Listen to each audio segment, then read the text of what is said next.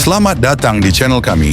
Pada video kali ini kita akan membahas tentang runtuhnya Kerajaan Demak, Kesultanan Islam pertama di Pulau Jawa yang pernah berjaya dan berperan penting dalam penyebaran agama Islam di Nusantara. Namun mengapa kerajaan ini akhirnya runtuh? Apa faktor-faktor yang menyebabkan kemundurannya? Mari kita selami sejarah runtuhnya Kerajaan Demak.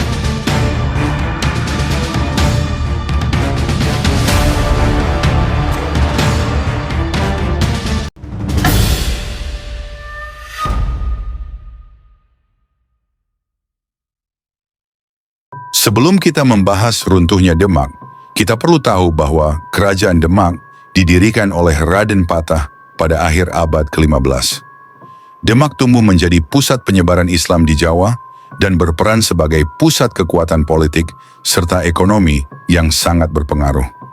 Sebagai kerajaan Islam pertama di Jawa, Demak juga memiliki Masjid Agung Demak, simbol kemegahan dan pusat kegiatan keagamaan. Puncak kejayaannya terjadi di masa Sultan Trenggana, ketika wilayah kekuasaannya meluas hingga ke Jawa Timur dan Sumatera.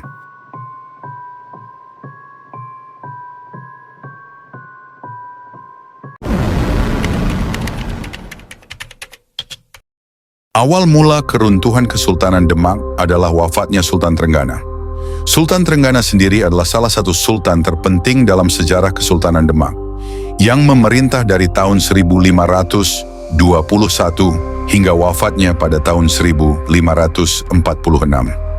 Ia merupakan sultan ketiga Demak setelah Raden Patah, pendiri Kerajaan Demak, dan Pati Unus, putra Raden Patah yang juga dikenal sebagai pahlawan maritim karena ekspedisinya melawan Portugis di Malaka. Sultan Trenggana membawa Kerajaan Demak ke puncak kejayaannya. Di bawah kepemimpinannya, Demak memperluas pengaruhnya hingga ke berbagai wilayah di Jawa, termasuk Cirebon, Sunda Kelapa, sekarang Jakarta, dan sebagian besar Jawa Timur. Ia berhasil memperkuat Demak sebagai pusat kekuasaan Islam dan mengonsolidasikan kekuasaan politik serta ekonomi. Selain memperluas wilayah, Sultan Trenggana juga memainkan peran penting dalam penyebaran agama Islam di Pulau Jawa dan bekerja sama dengan para wali seperti Sunan Kalijaga dan Sunan Kudus. Sayangnya, kejayaannya terhenti setelah ia wafat dalam sebuah pertempuran di Panarukan, Jawa Timur, saat berusaha menaklukkan daerah Belambangan. Kematian Sultan Trenggana menjadi awal ketidakstabilan politik di Demak, yang akhirnya berujung pada perebutan takhta dan runtuhnya kerajaan tersebut. Setelah Sultan Trenggana wafat pada tahun 1546, Kerajaan Demak mengalami ketidakstabilan. Perebutan takhta mulai terjadi antara keturunan Sultan Trenggana, yaitu Pangeran Sekarseda Lepen dan Sunan Prawoto. Perebutan ini menimbulkan konflik internal yang parah dan menguras kekuatan kerajaan. Konflik ini dimulai dari wafatnya salah satu putra Pangeran Trenggana, yaitu Pangeran Sekarseda Lepen, yang juga memiliki hak atas takhta, menjadi ancaman bagi Sunan Prawoto. Untuk menghilangkan ancaman tersebut, Sunan Prawoto memerintahkan pembunuhan terhadap Pangeran Sekar. Dalam peristiwa ini, Pangeran Sekar tewas di tepi sungai, yang kemudian membuatnya dikenal dengan nama Seda Lepen, yang dalam bahasa Jawa berarti tewas di sungai. Pembunuhan Pangeran Sekar memicu dendam dari putranya, Arya Penangsang, yang kemudian menguasai Kadipaten Jipang, sebuah wilayah yang cukup kuat dan berpengaruh. Arya Penangsang bertekad untuk membalas kematian ayahnya dan mengklaim takhta Kesultanan Demak sebagai haknya. Beberapa waktu setelah kematian Pangeran Sekar, Arya Penangsang melakukan pembalasan dendam terhadap Sunan Prawoto. Ia mengirimkan seorang prajurit ke Demak untuk membunuh Sunan Prawoto yang berhasil dilakukan. Dengan terbunuhnya Sunan Prawoto, Arya Penangsang merasa memiliki kesempatan untuk merebut kekuasaan di Demak. Namun tindakan Arya Penangsang ini tidak didukung oleh seluruh kalangan bangsawan Demak. Salah satu bangsawan yang tidak setuju adalah Adipati Hadiwijaya, yang juga dikenal sebagai Jaka Tingkir, penguasa Pajang. Hadiwijaya merasa Arya Penangsang terlalu kejam dan tidak layak memimpin, sehingga ia bersekutu dengan bangsawan-bangsawan lainnya untuk melawan Arya Penangsang.